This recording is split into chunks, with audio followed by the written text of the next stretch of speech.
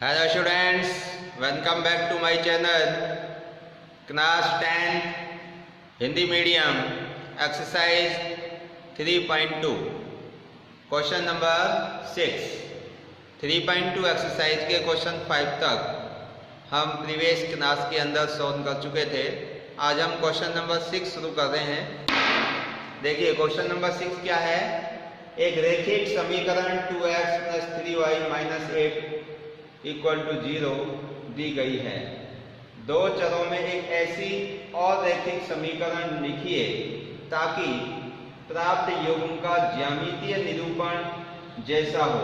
कैसा हो? नंबर 1 प्रतिच्छेद करती रेखाएं हो, नंबर 2 समानांतर रेखाएं हो, नंबर 3 समपाती रेखाएं हो। क्वेश्चन नंबर है 6। तो देखिए इसमें आपको एक इक्वेशन दे रखी है 2x + 3y - 8 = 0। एक समीकरण आपको दी गई है। अब इससे एक दूसरी समीकरण और लिखनी है आपको, इसी को देखते हुए, जिससे कि इन दोनों समीकरण युग्मों का ज्यामितीय निरूपण करें, मतलब ग्राफ ड्रॉ करें। तो नंबर फर्स्ट है कि वो रेखाएं प्रतिच्छेद करती हुई रेखाएं हो, क्योंकि रैखिक समीकरण का जब हम ग्राफ खींचते हैं तो एक स्ट्रेट लाइन आती है, एक सीधी रेखा आती है। तो आपको ऐसी दो इक्वेशन लिखनी है यहाँ पर, जिनका अगर हम ग्राफ ड्रॉ करें तो फर्स्ट पार्ट में वो दोनों रेखाएं, ग्राफ ड्रॉ करने पर जो दो रेखाएं हमारे पास में इन दो इक्वेशन से आएंगी वो प्रतिच्छेद करें। सेकंड पार्ट में वो दोनों रेखाएं कैसी हो? समानांतर हो। और थर्ड पार्ट में वो दोनों रेखाएं समपाती हो। समपाती का मतलब है कोइंसिडेंट लाइन, एक लाइन दूसरे के ऊपर। तो फर्स्ट पार्ट है इसका प्रतिच्छेदी रेखा, यानी कि रेखा एक दूसरे को प्रतिच्छेद करती हुई होनी चाहिए। प्रतिच्छेद करती रेखाएं हो, प्रतिच्छेद करती रेखाएं हो।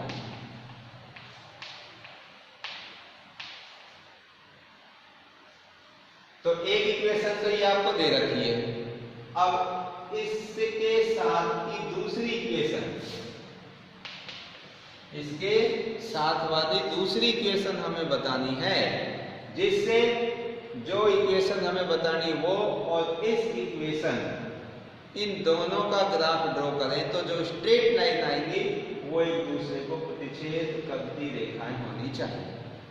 तो इसके लिए हमने पढ़ा था, अगर रेखाएं एक दूसरे को प्रतिच्छेद करती हैं तो इन दोनों समीकरण, जो कि एक तो ये एक हम जो बनाएंगे, उनसे a1/a2 और b1/b2 ये दोनों रेशो इक्वल नहीं होने चाहिए। a1/a2 b1/b2 ये रेशो दोनों बराबर नहीं होने चाहिए, तब तो जो रेखाएं हैं वो एक दूसरे को प्रतिच्छेद करेंगी, अदरवाइज नहीं करेंगी। ठीक है भाई। और सेकंड पार्ट के अंदर रेखाएं समानांतर हो, तो समानांतर के लिए क्या होता है? a1/a2 बराबर b1/b2, और ये c1 c2 के रेशो के इक्वल नहीं होता है। तीसरी कंडीशन है समपाती रेखाएं हो, और उसके लिए a1/a2 b1/b2 और c1/c2। अगर ये वाली कंडीशन होगी तो रेखाएं समपाती होंगी, ये कंडीशन बनेगी तो रेखाएं समानांतर होंगी, और ये कंडीशन होगी तो रेखाएं प्रतिच्छेद करेंगी। क्या करेंगी भाई? प्रतिच्छेद। तो अब देखिए आप, ये जो फर्स्ट इक्वेशन है, इस फर्स्ट रैखिक समीकरण का अगर हम जनरल फॉर्म, यानी कि व्यापक रूप a1x + b1y + c1 से अगर कंपेयर करके देखें तो a1 यहाँ पर 2 है, b1 3 है और c1 - 8 है। अब हमें रेखाएं प्रतिच्छेद करने के लिए ये कंडीशन बनानी है, a1/a2 does not equal to b1/b2। मतलब a2 और b2 की वैल्यू ऐसी रखनी है जो ये जो A1 और B1 है, इससे अगर हम डिवाइड करें, इनको अगर हम डिवाइड करें तो ये रेशो आपका बराबर ना बने। तो इसी के साथ की दूसरी इक्वेशन देखिए क्या हो सकती है। तो देखिए इसमें जो इक्वेशन लिखेंगे हम, ये कोएफिशिएंट कोई अदर कोएफिशिएंट लिख देंगे हम, कोई दूसरे गुणांक। x का यहाँ पर 2 है तो कोई दूसरा गुणांक बना देंगे, जिससे कि रेशो A1 बटे A2, और यहाँ भी कोई दूसरा गुणांक बना देंगे जिससे B1 बटे B2 वो बराबर ना आए। तो देखिए क्या होगी,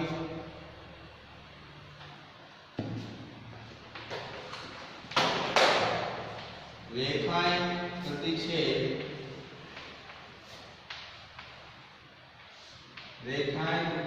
करें, इसके लिए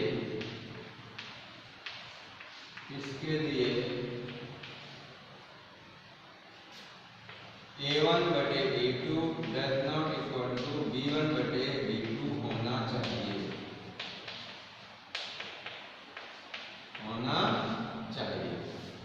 अतः दूसरी समीकरण,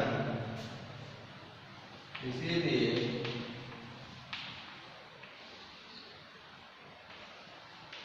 दूसरी समीकरण निम्न हो सकती है, क्योंकि ऐसी बहुत सारी इक्वेशन लिख सकते हैं आप। तो क्या हो सकते हैं, मैं इनके गुणांक को चेंज करके बना देता हूँ। जैसे 5x प्लस यहाँ पर 3 है तो मैं 7x 7y माइनस इधर 8 है तो मैं 9 इक्वल टू 0। ये मैंने आपकी दूसरी समीकरण लिख दी।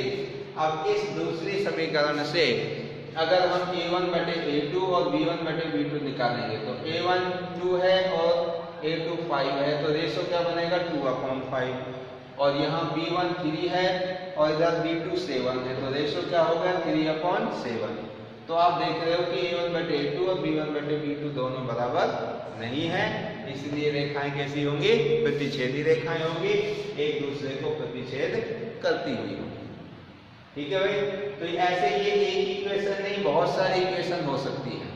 आप यहाँ पर सपोज करो कि कोई और संख्या कर दो, 12 कर दो, 13 कर दो, इधर आप 18 17, यानी कि कोई भी जो गुणांक हैं उनको आप ऐसा बना दें जिससे A1 बटे A2 और B1 बटे B2 का रेशो बराबर ना आए, तो रेखाएं आपकी क्या करेंगे, प्रतिच्छेद करेंगे। ठीक है भाई। तो ये इसका फर्स्ट पार्ट हो गया। अब इसी प्रकार से सेकंड पार्ट है इसका, समांतर रेखाएं हैं। तो समांतर रेखाओं के लिए ये कंडीशन बनानी है हमें। तो ये कंडीशन देखो कैसे बनाई है।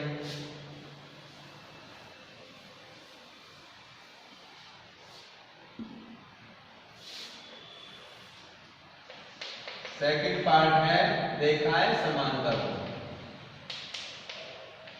रेखाएं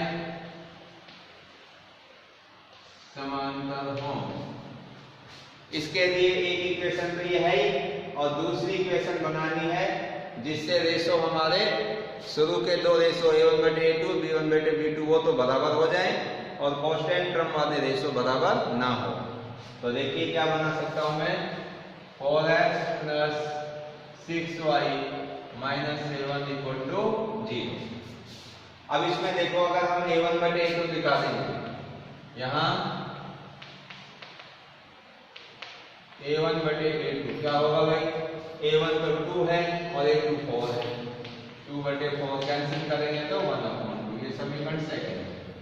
और B1 बटे B2 करें तो B1 कितना है 3 और B2 कितना है 6, कैंसिल करोगे तो 1/2 ही आएगा। और C1 बटे C2, C1 कितना है -8 और C2 कितना है -7, तो 8/7। तो यहाँ पे आप देख रहे हैं कि ये शुरू के दो रेशो तो इक्वल आ रहे हैं। एक में से ये स्पष्ट है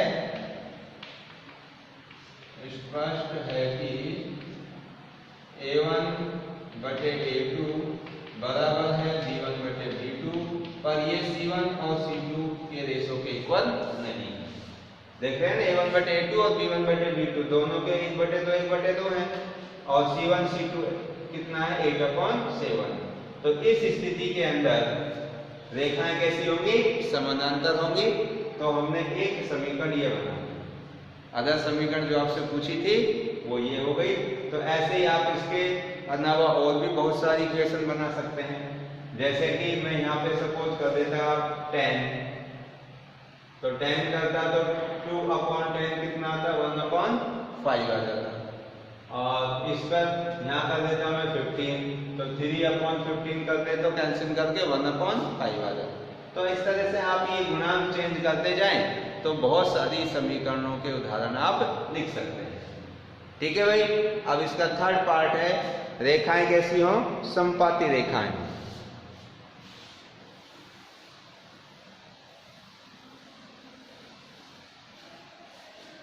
देखिए भाई थर्ड पार्ट है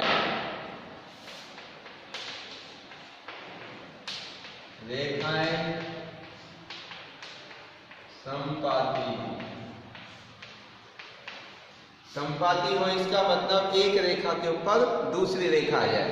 जैसे हमने इस समीकरण से ग्राफ ड्रॉ करा और आपकी रेखा ऐसे आ गई, और फिर दूसरी समीकरण से ग्राफ ड्रॉ करा तो वो भी सेम इसी के ऊपर आ गई। तो इसका मतलब पहली वाली रेखा पर दूसरी वाली रेखा आ गई तो इन रेखाओं को हम समपाती रेखाएं कहते हैं। तो अब इसके लिए हमें एक समीकरण दे रखी है और दूसरी समीकरण बतानी है। तो देखो अब दूसरी समीकरण के लिए क्या कंडीशन होनी चाहिए? समपाती रेखाओं के लिए जो तीनों रेशो हैं वो बराबर होने चाहिए। तो यहां पर लिखेंगे समपाती रेखाओं के लिए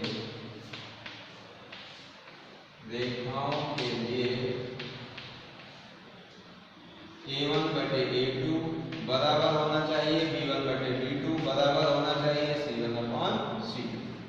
ये तीनों जो आपके रेशोज हैं ये आपस में अगर इक्वल होंगे तो ही रेखाएं कैसी होंगी? समपाती होंगी। तो इसके लिए देखो ये जो समीकरण दे रखी है, अब इसके साथ की जो दूसरी समीकरण हम बनाएंगे वो कैसे लिखेंगे जिससे कि रेशो इक्वल आ जाए। अतः दूसरी समीकरण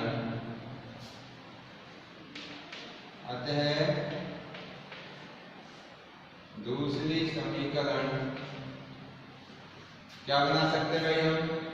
जैसे यहाँ पर 2 है तो मैं लिख देता हूँ भाई, सपोज करो 6x plus 9y minus 24 is equal to 0। अब देखो इससे अगर आप रेशो निकाल के देखेंगे तो A1/A2 कितना आएगा? 2/6 कैंसिल करोगे 1/3। B1/B2 देखो B1 है 3, B2 कितना है 9, कैंसिल करेंगे तो 1/3। C1/C2 देखो C1/C2 क्या होगा? -8/-24, माइनस से माइनस कट गया तो ये आ जाएगा 1/3।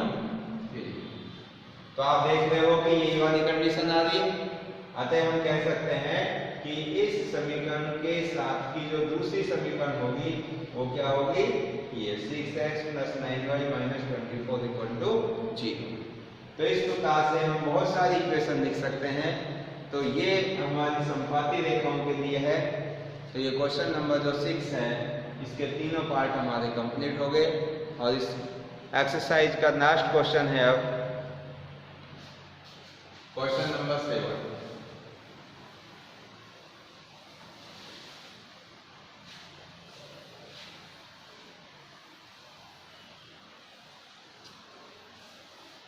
देखिए भाई क्वेश्चन नंबर 7 इज समीकरणों x-y + 1 equal to 0, 3x + 2y - 12 equal to 0 का ग्राफ खींचिए।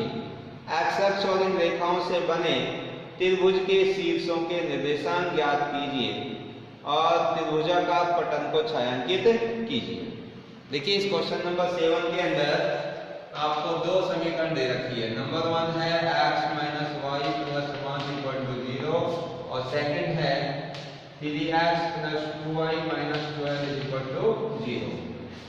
अब इन दोनों समीकरणों से आपको ग्राफ ड्रॉ करना है और ग्राफ जब जैसे आप ड्रॉ करोगे तो इसमें एक्स अक्ष और ग्राफ ड्रॉ करने से जो दोनों लाइन एक दूसरे को इंटरसेक्ट करेंगी तो वहां से एक ट्राइंगल बनेगा और उस ट्राइंगल को यानी कि उस त्रिभुज को हमें छायांकित कर देना है। क्या करना है भाई?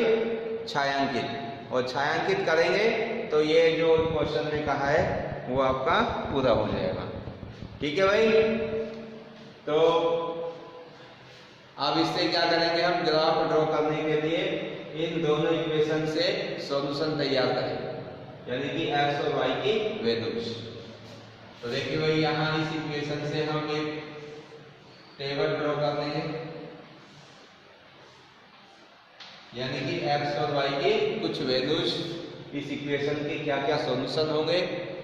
तो इसका तरीका मैंने आपको पहले भी बताया था 3.1 3.2 में भी कि वन टाइम x की वैल्यू 0 रखेंगे और उसके करस्पॉन्डिंग में y की वैल्यू फाइंड आउट कर देंगे। सेकंड टाइम हम y की वैल्यू 0 पुट करेंगे और उसके करस्पॉन्डिंग में x की वैल्यू फाइंड आउट कर देंगे। देखिए अगर इसमें मैं x की वैल्यू 0 रखता हूँ तो y की क्या आती है और y की 0 रखूंगा तो x की क्या आएगी। अगर फर्स्ट टाइम मैंने इसमें y की वैल्यू 0 रख दी यहाँ पर, तो y 0 रखा तो ये पूरा टर्म 0 हो गया और क्या बचा x + 1 = 0। तो x की वैल्यू क्या आएगी, 1 का ट्रांसपोज कर देंगे -1। ये पर यदि y = 0 तो x + 1 = 0 और x = -1। तो x की वैल्यू कितनी आ गई, -1। अब इसमें x की वैल्यू 0 कर दो। यदि x = 0 तो -y + 1 = 0 और y = 1। प्लस 1 जाके माइनस का होगा, माइनस से माइनस कैंसिल। तो आपने अगर इसमें x की जगह 0 रखा तो y कितना आया, 1।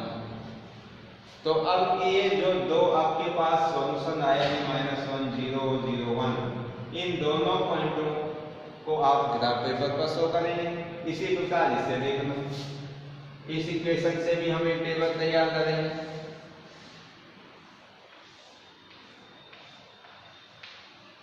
इसमें भी वन टाइम एक बार x की वैल्यू 0 एक बार y की वैल्यू 0।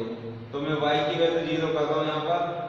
तो जैसे ही y 0 करेंगे, यदि y = 0 तो ये तो 0 हो जाएगा। तो क्या बचेगा, 3x - 12 = 0। इसको ट्रांसपोज कर देंगे, 3x = 12 और x = 4। तो आपने y की वैल्यू 0 रखी तो x कितना आ गया, 4 आ गया। अब इसमें आप x की वैल्यू 0 कर देंगे। अब x की वैल्यू 0 करेंगे यहाँ पर तो ये 0 हो गया, 2y - 12 = 0 और y = 6। तो अब इस वजह से जो पॉइंट बनेंगे, कौन कौन से पॉइंट बने भाई, बिंदु नाम रख दो इसका a - 1, 0 और दूसरा 0, 1। और इसमें भी बिंदु क्या बनेंगे आपके 4, 0 और 0, 6। अब जैसे इनका नाम a भी रखा है, इनका नाम c और d रखें। अब इन सभी पॉइंटों को हम किस पे शो करेंगे भाई, ग्राफ पेपर पर। इन सभी पॉइंटों को अगर हम ग्राफ पेपर पर शो कर देते हैं तो ये हमारा ग्राफी विधि से सॉल्यूशन हो जाएगा। पूछा है इसके अंदर शीर्षों के निर्देशांक ज्ञात कीजिए। तो हमें अब इनको ग्राफ पेपर पर शो करना है। देखिए, तो ग्राफ पेपर पर शो करने के लिए मैं यहां से इसको हटा देता हूं।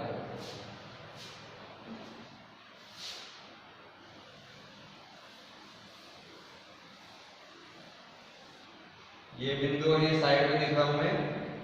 इस पहले वाली इक्वेशन से इसके जो बिंदु हैं वो यहाँ पर कौन कौन से हैं, -1 0 और b है जो ये a के हैं और b के हैं 0, 1। अब इसका ग्राफ ड्रॉ करेंगे। तो देखिए ग्राफ ड्रॉ करने के लिए ये y अक्ष है और ये आपका x अक्ष है।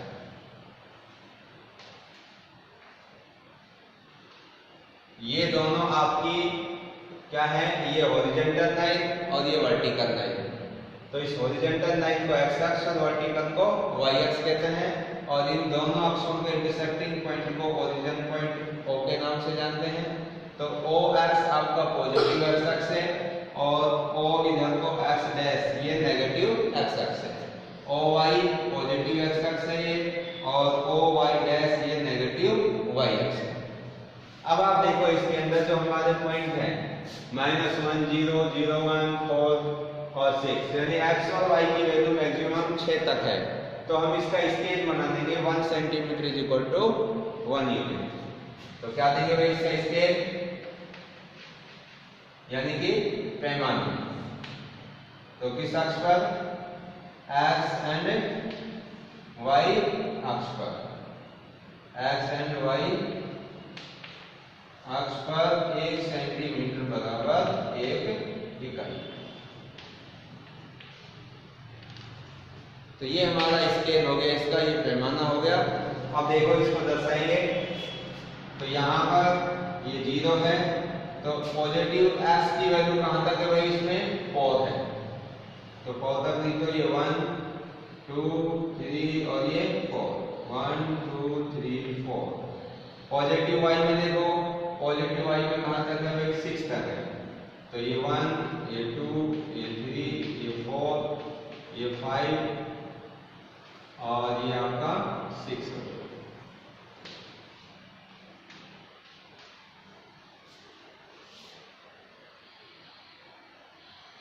यहाँ पे आपका 6 है।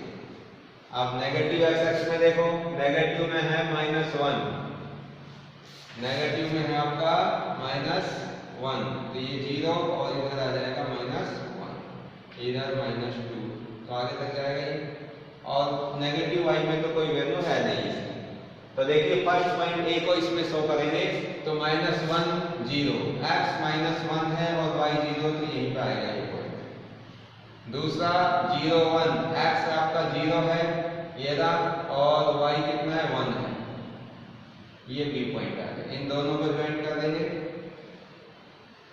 अब इसके बाद देखो सेकंड, एक्स आपका 4 है और वाई कितना है, 0 है। एक्स 4 और वाई 0 यहाँ पर ही होगा, क्योंकि एक्स तो 4, एक्स डायरेक्शन में तो 4 यूनिट है, वाई डायरेक्शन में 0 है, तो 0 ही रहेगा, ऊपर तो हम गए ही नहीं कुछ भी। ये सी पॉइंट आ गया आपका 4, 0, ये पॉइंट ए था और ये पॉइंट बी था। अब इसके बाद में सेकंड है डी 0, 6, तो इसमें x तो है आपका 0 और y कितना है, 6 है, ये y आपका 6 है। ये पॉइंट आ जाएगा डी 0, 6। तो इन दोनों को ज्वाइन कर देंगे और ये दोनों। अब देखिए ये वाली स्ट्रेट लाइन को अगर मैं आगे इस तरह से यूं इसको एक्सटेंड करूं, आगे बढ़ाऊं, तो स्केल के माध्यम से इसको आप सीधा आगे बढ़ाएंगे, तो इस पॉइंट पे ये एक दूसरे को क्या करेगी, इंटरसेक्ट करेगी। और इस पॉइंट का नाम मैं रख देता हूं, देखो ए बी सी डी और ई। कौन सा पॉइंट भाई, ई पॉइंट हो गया। तो अब इस ई पॉइंट पे अगर हमें कोऑर्डिनेट निकालने हैं, तो ये वाले यहाँ से परपेंडिकुलर डाल देंगे, इधर से भी परपेंडिकुलर डाल देंगे।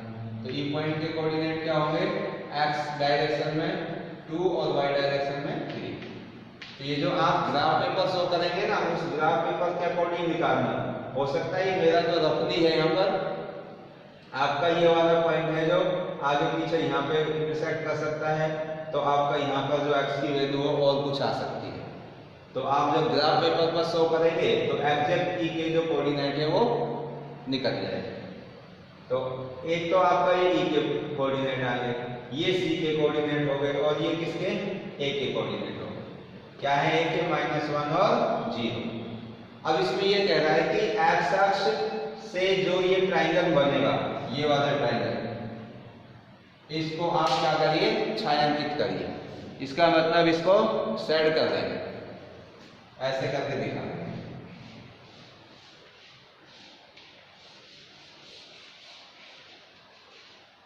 तो ये आपका छायांकित वाला पोर्शन हो गया।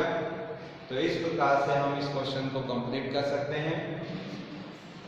और ये इसी के साथ में आपकी ये जो एक्सरसाइज है ये भी फिनिश हो गई। तो आपको जो भी ये क्वेश्चन मैंने आज समझाए हैं इनको अच्छे से घर पर प्रैक्टिस करिए और अपनी नोटबुक के अंदर इनको नोट करिए। और कोई समस्या हो, कोई डाउट हो तो आप कमेंट करके हमसे पूछिए या वॉइस मैसेज के द्वारा अपने डाउट्स क्लियर करिए। तो यहाँ से आगे के क्वेश्चन हम नेक्स्ट वीडियो के अंदर क्लियर करेंगे। So thank you and thank you very much.